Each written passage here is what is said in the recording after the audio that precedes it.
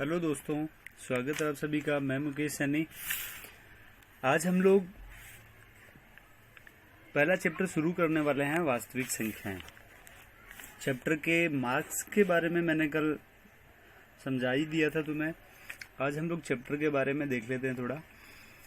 Chapter में क्या क्या चीज़ें हम लोग पढ़ने वाले हैं और क्या क्या नया आने वाला वो देखें।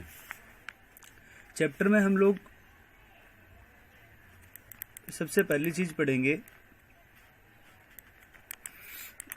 यूक्लिड विभाजन प्रमेय। अब तक हम लोगों ने ये नहीं देखा हुआ है यूक्लिड विभाजन प्रमेय क्या होती है। उसके बाद हम लोग सीखेंगे एचसीएफ निकालना। यूक्लिड विभाजन प्रमेय से ही एचसीएफ कैसे निकाले जाते हैं, या जिसे हम लोग मैसे बोलते हैं, मैसे कैसे निकाले जाते हैं, वो हम लोग सीखेंगे। उसके बाद हम लोग चैप्टर में ये सीखने वाले हैं, जैसे कि रूट 2 लिखा हुआ है। 9th क्लास में हम लोगों ने पढ़ा था रूट 2 एक अपरिमेय संख्या है। रूट 2, रूट 3, रूट 5, रूट 7 मतलब अविभाज्य संख्या अगर रूट के अंदर लिखी हुई है, रूट के अंदर अगर कोई अविभाज्य संख्या लिखी हुई है तो वो अपरिमेय होती है। ये हम लोगों ने 9th में पढ़ा था। अब हम उस चीज को सिद्ध करने वाले हैं। जैसे कि रूट 2 अपरिमेय है तो इसे अपरिमेय सिद्ध करना हम लोग सीखेंगे कि रूट 2 अपरिमेय संख्या होती है। इसके अलावा चैप्टर में हम लोग शांत, अशांत, ये चीजें भी हम लोग 9th में पढ़ के आ चुके हैं। वैसे कि शांत क्या होता है, अशांत क्या होता है। 9th क्लास में एक टॉपिक था शांत संख्याएं, अशांत संख्याएं। बुक में ये लिखा था अनवसानी आवृत्ति और अनवसानी अनावृत्ति वाली संख्याएं। तो इस तरह की संख्याओं के बारे में हम लोग चैप्टर में पढ़ने वाले हैं, शांत और अशांत के बारे में।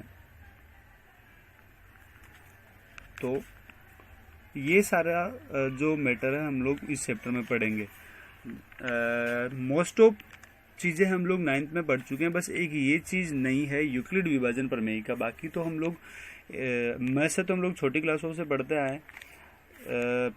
ये चीजें हम लोगों ने 9th क्लास में पढ़ी हुई है। मैं से हम लोगों ने निकालना छोटी क्लासों में वो अभाज्य गुणनखंड से सीखा था। अब हम लोग यूक्लिड विभाजन से एचसीएफ निकालना सीखने वाले हैं। ठीक है, तो शुरू करते हैं। सबसे पहले यूक्लिड विभाजन प्रमेय क्या होती है। यूक्लिड विभाजन प्रमेय शुरू करने से पहले एक छोटी सी चीज समझ लेते हैं कि जो भाग के अंदर लिखा जाता है उसे हम लोग भाज्य बोलते हैं।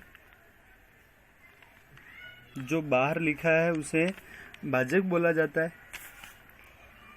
जो हमारा आंसर आया उसे हम लोग भागफल बोलते हैं। और जो लास्ट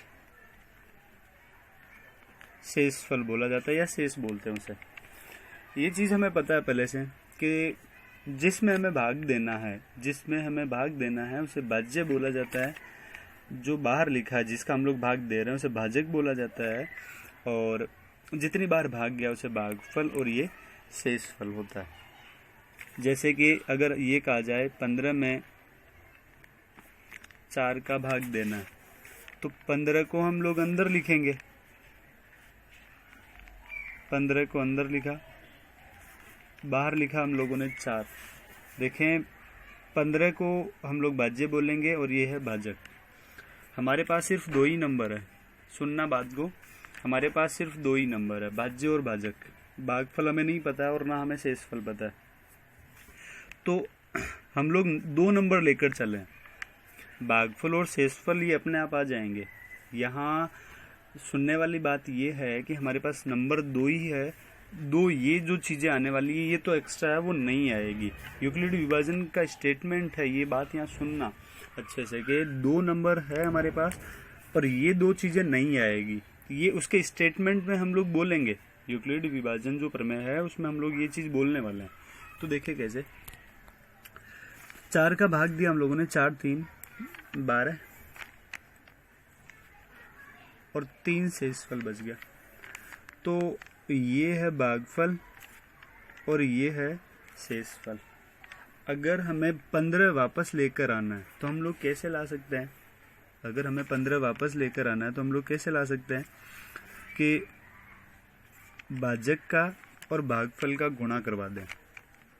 4 गुणा 3, भाजक का और भागफल का गुणा करवा दें तो 4 गुणा 3 प्लस जो शेष बचा है वो, तो देखो 4 गुणा 3 12, 12 प्लस 3 15, मतलब भाजक का और भागफल का गुणा करवा दें और शेषफल जोड़ दें तो वापस से भाज्य आ सकता है। तो इतनी सी चीज़ मैंने समझाई है कि ये तो हम लोग पढ़ने वाले हैं अभी, और ये भाज्य, भाजक, भागफल और शेषफल का समझाया। हमारे पास सिर्फ भाज्य और भाजक ही है। भागफल और शेषफल हम लोगों को भाग करने के बाद में मिले, तो ये 2 ही चीज़ें हैं, 2 ही पूर्णांक थे, 2 पूर्णांक बाद में आए। ठीक है, इतना करने के बाद ये मैं हम यहाँ लिख सकता कि अगर हमें भाज्य लेकर आना है तो भाज्य 15 भाज्य था, तो भाज्य लेकर आना था तो कैसे लेकर आए, भाजक का गुणा करवाया हम लोगों ने भागफल से, प्लस करवा दिया था उसमें शेषफल। बस यही स्टेटमेंट है वो यूक्लिड विभाजन प्रमेय का है। ये जो लिखा हुआ है, ये इतना सा स्टेटमेंट है वो यूक्लिड विभाजन प्रमेय का है। क्या, भाज्य बराबर भाजक गुणा भागफल प्लस शेषफल। बोलना कैसे और लिखना कैसे है वो भी अभी हम लोग सीख लेते हैं। सबसे जरूरी चीज ये है कि जो यहाँ पर ये जो शेषफल बचा है,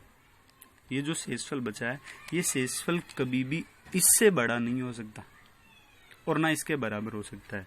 शेषफल कभी भी भाजक के ना तो बराबर हो सकता है और ना बड़ा हो सकता है। यहाँ जैसे हम लोग 4 का भाग दे रहे हैं तो शेषफल क्या क्या बच सकता है, शेषफल 0 बच सकता है, कोई दिक्कत नहीं है, 0 रह जाएगा, तो 1 भी बच सकता है, 2 बच सकता है, 3 रह सकता है, लेकिन शेषफल 4 नहीं रह सकता और ना 4 से कोई बड़ी संख्या शेषफल रह सकती है। ठीक है, इतनी सी चीज ध्यान रखना ही है।